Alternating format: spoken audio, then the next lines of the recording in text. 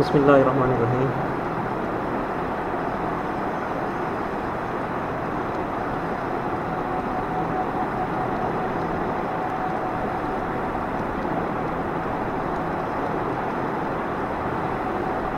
Class हम जिक्र कर रहे थे वेक्टर्स से मुतल्लिक, और हमने ये कहा था कि इसका मैग्नीट्यूड होता है और डायरेक्शन होती है। और मैंने ये बताया था आपको कि अगर हमारे पास एक वेक्टर ए है, लेट्स गो 2i + 3j है, ये हम कार्टेशियन कोऑर्डिनेट सिस्टम की बात कर रहे हैं, जिसमें अलॉन्ग एक्स एक्सिस जो है वो i यूनिट वेक्टर होता है और along Y axis j unit vector होता है। तो इसमें अगर एक ये वेक्टर मौजूद है, इसका हमने पढ़ा था कि इसका मैग्नीट्यूड या मॉड ये क्या कहलाता है, मैग्नीट्यूड। और मैग्नीट्यूड का एक और नाम जो है, जो आपकी बुक में यूज़ हुआ है, वो है नॉर्म। और ये इक्वल होता है बेसिकली 2² + 3², ये आ जाएगा √13। तो ये आप इसका नॉर्म या निकाल सकते हैं। तो इसका जनरल फार्मूला क्या होगा कि वेक्टर में अगर नॉर्म आपको निकालना है,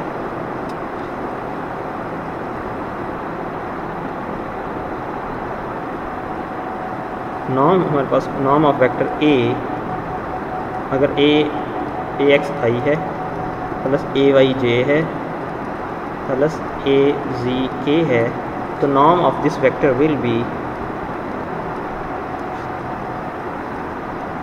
x² + ay² + az² होगा। इसके बाद मैंने आज जो बताना था आपको, वो बताना था डॉट प्रोडक्ट। अगर मेरे पास दो वेक्टर हैं, एक वेक्टर u है और एक वेक्टर v है, इनके दरम्यान में डॉट प्रोडक्ट लेना है। तो डॉट प्रोडक्ट बेसिकली क्या है, इसका एक फार्मूला है, वो ये है कि आप पहले वेक्टर का मैग्नीट्यूड इंटू सेकेंड वेक्टर का magnitude into cos of theta angle between them, इन दोनों के दरम्यान, जहाँ ये थीटा जो है angle between u and v है। अच्छा, डॉट प्रोडक्ट में इसके अगर एक तो ये तरीका है, एक ये कि अगर u और v in terms of component हो, जैसे कि अगर u गिवन हो, फ़र्ज़ करें 2i + 3j + 4k, फ़र्ज़ करें ये कोई वैल्यू है, और v हमारे पास हो 3i - 4j + 3k, तो इसका डॉट प्रोडक्ट जो होगा वो ये होगा कि आप इसका मैग्नीट्यूड निकाल लें, इसका मैग्नीट्यूड निकाल लें, इनके दरमियान एंगल जो है वो आप अगर गिवन हो तो निकाल लें। वो उस सूरत में है कि आपके पास ये वाली वैल्यूज़ गिवन हो। अगर ये वैल्यू ना गिवन हो, जैसे ये कंपोनेंट फॉर्म है, कंपोनेंट फॉर्म में डॉट प्रोडक्ट ये कहता है कि जो एक जैसे उनको हमने मल्टीप्लाई करना है, और ये i यूनिट वेक्टर ओमिट हो जाएगा, j और k सिर्फ नंबर रह जाएगा। डॉट प्रोडक्ट का आंसर वेक्टर नहीं बल्कि स्केलर आता है। तो इसका डॉट प्रोडक्ट बेसिकली क्या होगा, 2 × 3 + 3 × -4 + 4 × 3, यानी जो i कंपोनेंट थे वो आपस में मल्टीप्लाई हुए, j वाले आपस में हुए, k वाले आपस में हुए। तो ये बेसिकली 6 - 12 + 12, तो इसका आंसर आ जाएगा 6। ये एक नंबर है, एक डिजिट है, तो ये क्या है, स्केलर। डॉट प्रोडक्ट वेक्टर का प्रोडक्ट है, लेकिन उसका आंसर स्केलर है, ठीक है। लेकिन अगर फर्स्ट पर आपको गिवन होता कि अगर ये तो एक तरीका था, दूसरा तरीका, अगर आपके पास गिवन हो u का मैग्नीट्यूड फ़र्ज़ करें गिवन हो 2 है, v के मैग्नीट्यूड लेट्स सपोज 3 है, उनके दरमियान एंगल आपको गिवन है कि थीटा एंगल जो इनके दरमियान है वो भी गिवन है, लेट्स सपोज वो एंगल जो है वो 45 है, लेट्स सपोज। अच्छा, तो आपने इसका डॉट प्रोडक्ट लेना है u और v का, तो बेसिकली अब हम ये वाला फार्मूला लगाएंगे जो मैंने लिखा था, ये आ जाएगा 2 × 3 × cos of 45, और cos of 45 आपको पता ही है कि 1/√2 होता है।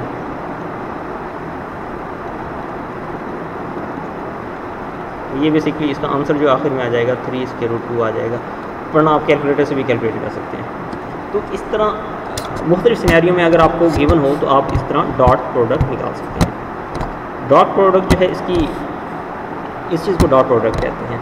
अच्छा, अब इसमें ये हो सकता है कि मैं आपको ये कंपोनेंट दे दूँ, ठीक है, v का मैग्नीट्यूड दे दूँ, ठीक है, और एंगल दे दूँ, और मैं ये कहूँ कि आप ये वाला वेक्टर निकालेंगे। मतलब इसकी मुख्तलिफ शक्लें बन सकती हैं कि अगर एक चीज़ गिवन है दूसरी कैसे निकालेंगे।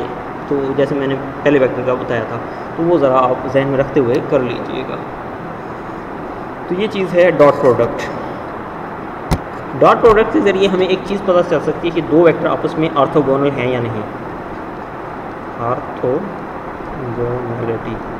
ऑर्थोगोनैलिटी का मतलब ये है कि वेदर the two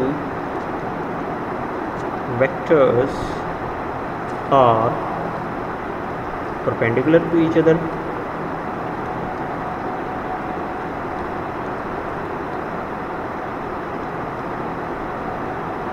यानी एंगल उनके दरमियान थीटा 90 है या नहीं, थीटा 90 और थीटा इज़ नॉट 90, ये पता चलाना है।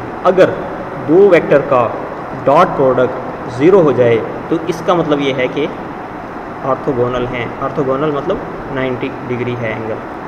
अगर दो मेरे पास वेक्टर हैं, जैसे कि ये दो वेक्टर थे, ये वाले, ये वेक्टर कंपोनेंट फॉर्म में गिवन थे, इसका आंसर क्या निकला है? 6, 0 निकला। इसका मतलब ये है ये दो वेक्टर आपस में ऑर्थोगोनल नहीं हैं। ठीक हो गया स्टूडेंट्स? u और v का हमने प्रोडक्ट लिया, u और v का जो प्रोडक्ट आया उसका आंसर 6 था। इसका मतलब ये है दो ऑर्थोगोनल नहीं है। अब इसी तरह अब मैं एक एग्जांपल अगर बनाऊं, लेट्स सपोज 2D केस है, 2i + 3j, और v अगर मेरे पास हो 3i - 2j। अच्छा, अब ये देखना ये दो वेक्टर ऑर्थोगोनल हैं या नहीं। u डॉट v लेंगे और उसका तरीका क्या है कि i वाले को i से मल्टीप्लाई करेंगे, j वाले को j वाले से मल्टीप्लाई करेंगे। तो इसका मतलब ये होगा कि u and v are orthogonal. Book में उसने बड़ा लंबा बात की है, लेकिन बेसिक उसका कंसेप्ट यही है। अच्छा, बुक में एक और वो ये करता है कि जैसे ये मैंने i और j की फॉर्म में लिखा है, बुक में वो लिखता है 2, 3, इस तरह लिखता है, 3 - 2। तो बेसिकली वो भी वही है कि आप 2 को 3 से मल्टीप्लाई करेंगे, 3 को -2 से मल्टीप्लाई करेंगे। यानी मैंने यहाँ i और j की फॉर्म में बात कर दी है। ये कार्टेशियन कोऑर्डिनेट सिस्टम में लिखने का तरीका होता है, ये वैसे ही लिखने का तरीका होता है। अच्छा जी, ऑर्थोगोनल का मैंने बता दिया। अब हम बात कर लेते हैं, दूसरा प्रोडक्ट था क्रॉस प्रोडक्ट।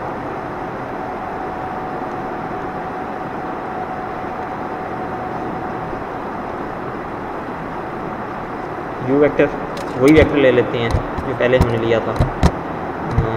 लेट्स सपोज ये था जी 2i, 2, 3, 4 और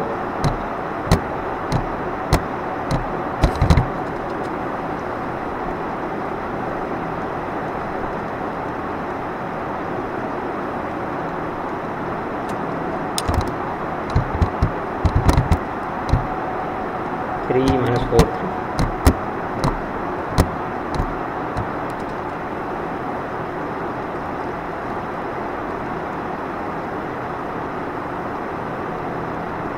इन दोनों का अगर हमने क्रॉस प्रोडक्ट लेना है तो उसको शो ऐसे करते हैं, और ये बेसिकली इक्वल होता है u का मैग्नीट्यूड इंटू v का magnitude into sine of theta, और कोई यूनिट वेक्टर n होता है जो कि इस डायरेक्शन में होता है।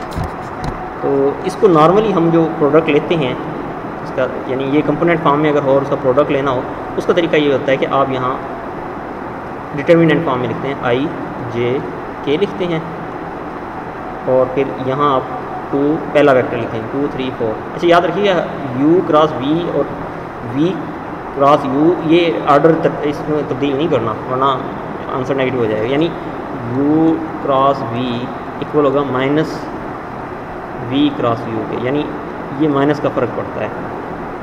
ठीक है, ये ऑर्डर इसलिए इसकी तरतीब या ऑर्डर अहम है। u पहले, तो u पहले ही लिखना है। अब u क्या था, 2, 3, 4, वो मैंने पहले लिखा है।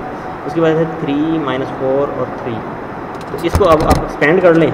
एक्सपेंड करेंगे तो क्या आएगा,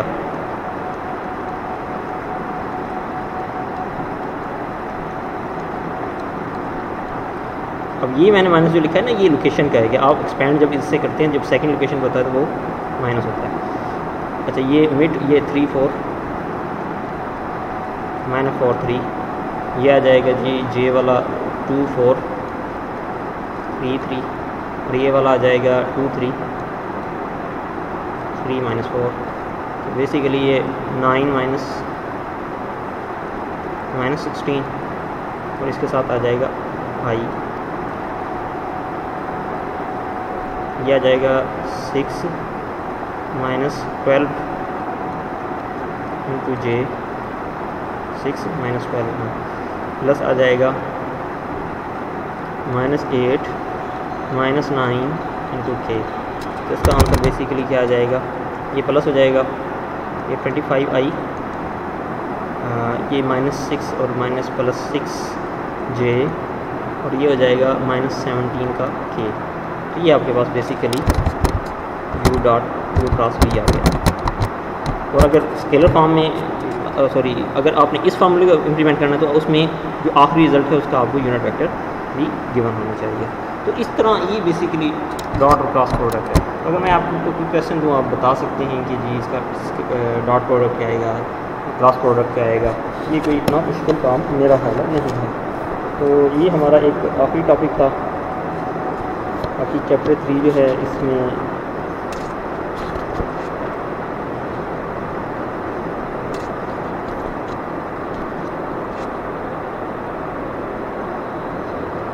उसने डायग्राम और वो वेक्टर्स पे ड्रा करके बताया है। तो मिड के लिए आप इतना ही रखें। बाकी मैं देखता हूँ कि अगर मुझे कोई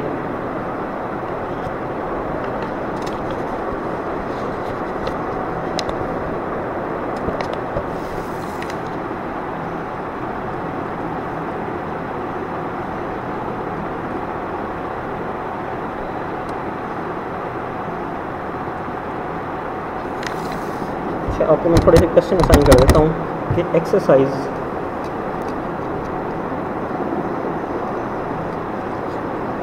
थ्री 3.2 इसमें क्वेश्चन नंबर 9 और क्वेश्चन नंबर 10 ये आपने करने हैं। इसमें ए बी पार्ट दोनों है, वो कर लीजिएगा।